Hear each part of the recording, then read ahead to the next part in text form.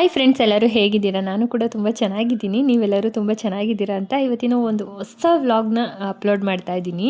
ಏನಪ್ಪ ಅಂದರೆ, ಇಷ್ಟು ದಿನ ಯಾಕೆ ವಿಡಿಯೋ ಹಾಕಿಲ್ಲ ಅಂತ ತುಂಬ ಜನ ಅಂದ್ಕೊಳ್ತಾ ಇದ್ರಿ. ಯಾಕೆ ಅಂದರೆ, 1 ತಿಂಗಳಿಂದ ನಾನು ಮನೆ ಶಿಫ್ಟ್ ಮಾಡೋಣ ಅಂತ ತುಂಬ ಮನೆ ಹುಡುಕ್ತಾ ಇದ್ವಿ.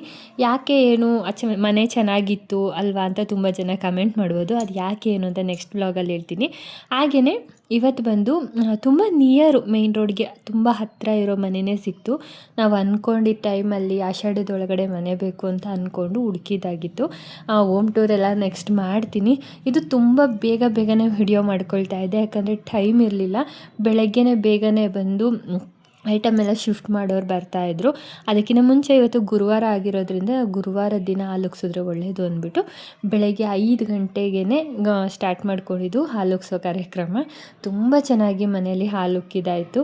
ನಮಗೂ ಒಂಥರ ಸಮಾಧಾನ ಆಯಿತು. ಅಂದರೆ ನಾವು ಏನೇ ಒಂದು ಕೆಲಸ ಮಾಡಬೇಕಾದ್ರೂ ಒಂದು ಪೂಜೆಯಿಂದ ಸ್ಟಾರ್ಟ್ ಮಾಡ್ತೀವಲ್ವ, ಅದೇ ಥರನೇ ಮನೆಗೆ ಹಾಲು ಬರ್ತಾಯಿದ್ದೀವಿ ಅಂದರೆ ಒಂದು ಪೂಜೆ ಮಾಡಿ ಹಾಲುಗ್ಸೋ ಪದ್ಧತಿ ಇದೆ ನಮ್ಮ ಸಂಪ್ರದಾಯದಲ್ಲಿ.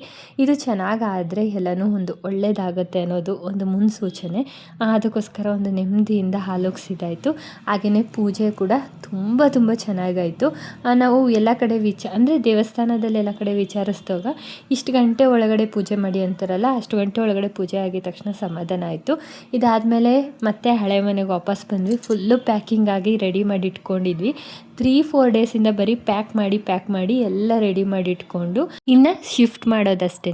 ಇನ್ನು ಮುಂದೆ ಆದಷ್ಟು ಡೈಲಿ ವಿಡಿಯೋ ಮಾಡೋದಕ್ಕೆ ಟ್ರೈ ಮಾಡ್ತಾ ಇದ್ದೀನಿ. ಓಕೆ ಫ್ರೆಂಡ್ಸ್, ಈ ವಿಡಿಯೋ ನಾನು ಇಲ್ಲಿಗೆ ಎಂಡ್ ಮಾಡ್ತೀನಿ. ಮತ್ತೊಂದು ಹೊಸ ವಿಡಿಯೋದಲ್ಲಿ ಸಿಗ್ತೀನಿ. ಅಲ್ಲಿವರೆಗೂ ಟೇಕ್ ಕೇರ್, ಬಾಯ್.